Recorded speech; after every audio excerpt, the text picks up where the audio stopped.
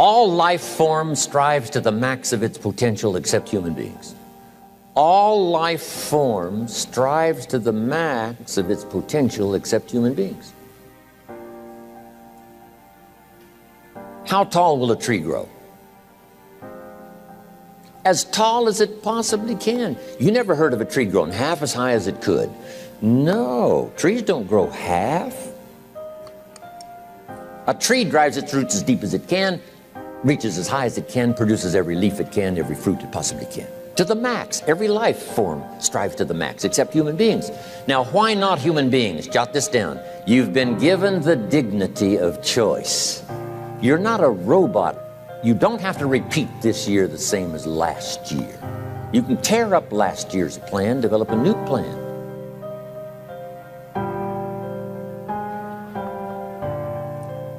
So, the dignity of being a human being. Now, here's the choice on being a human being. To be part of all we were meant to be, or to be all. To strive for all, or half, or part, or some. The choice is up to you.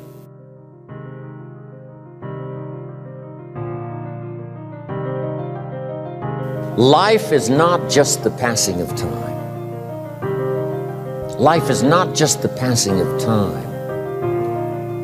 Life is a collection of experiences, their frequency,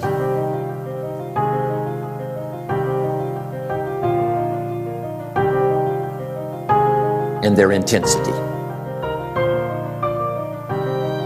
Life is not just watching the clock tick away. Life is a collection of experiences, their intensity, their frequency.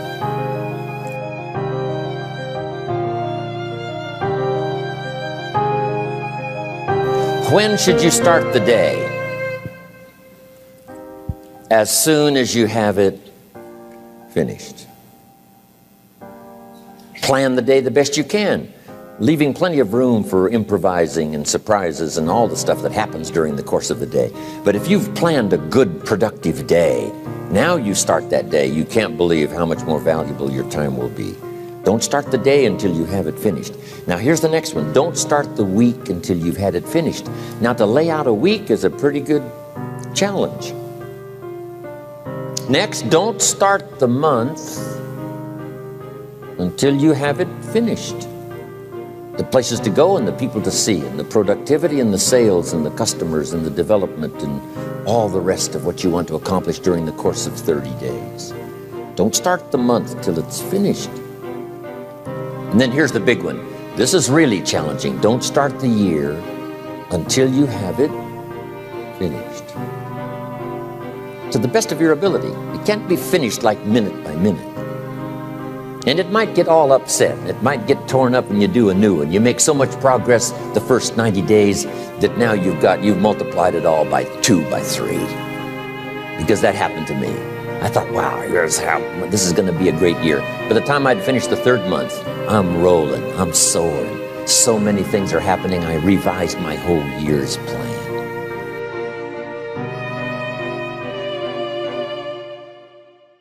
I got better. I got better day by day and week by week and month by month, and I'm asking you to do the same thing until you can develop a long arm and a long reach, until you can develop influence that won't quit. Touch people next year you couldn't touch this year. Touch people now you couldn't touch before. Conduct a meeting now you couldn't conduct before.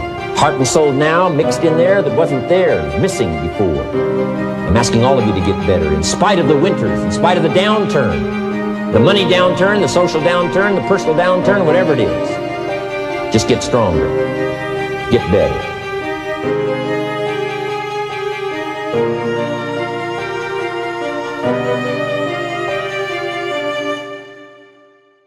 I'm asking you to drive worry into a small corner. You gotta worry some. All this negative stuff serves some purpose, but the key is for you to be the master, not the servant. Here's what I'm asking you to do. You be the master of worry. Drive it into a small corner. Don't let it loose. And I'm asking you to go home with some new faith and some new courage. I'm asking you, don't worry. Drive it into a small corner. We've all got concerns, and sometimes we all wonder, And sometimes there's a little crack of doubt. We worry a little, but I'm telling you, drive it into a small corner. Drive your worries into a small corner. Enemies of the mind you got to do battle with in the summer. One is pessimism, that tries to get you only to see the negative side. Of course, there's the negative side. Life is part negative. What else is new? If the glass is half empty, it is half empty. You say, well, I've been only taught to see that it's half full. Well, sure, it's half full. But it's also half empty. I mean, can't you handle that? I mean, you know, that's not too difficult. But here's what pessimism would try to get you to do. Believe that it's only half empty. And when pessimism comes to your mind, you've got to educate pessimism, because pessimism is stupid. Pessimism tries to get you to believe that it's only half empty. Of course it's half empty, but it's not only half empty. It's also half full. I'm asking you to be in charge. Be in charge of your own mind. Be in charge of your own destiny. Do battle with your enemy. Do battle with your enemies. Take sword to your enemies. Whatever's going to destroy those values, take sword to it. If it's worry, take sword to it. If it's threat, threaten back. Take your harvest and all that comes your way with full responsibility. Don't complain.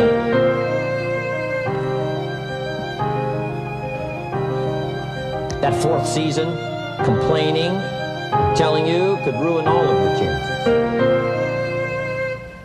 Complaining sometimes starts as an infection. If you don't take care of it, it becomes a disease.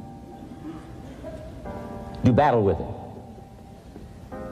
In the harvest time, reap your harvest without complaint. It's your crop, you sowed it. You either made the calls or didn't make the calls. You wrote the letters, you didn't write the letters. You were steady or you weren't steady. You did it or you didn't do it. You put together a good day or you didn't put together a good day. Take responsibility when the harvest time finally comes and say, hey, it's my crop. Got to take responsibility for it. I do not complain. I'm asking you to be touched with the smallest of people's challenges. Don't just be touched with the challenge. I'm asking you to be touched with the problem. Let people's problems get to you. Let people's problems touch your heart this year like never before. Be touched. Let life touch you. Don't let it kill you, but let it touch you. The problems that are out there, people struggling with their economy, struggling with their health, struggling with their future, I'm asking you to let that get around your heart. Let it do something to you. Don't go untouched. Don't go unmoved.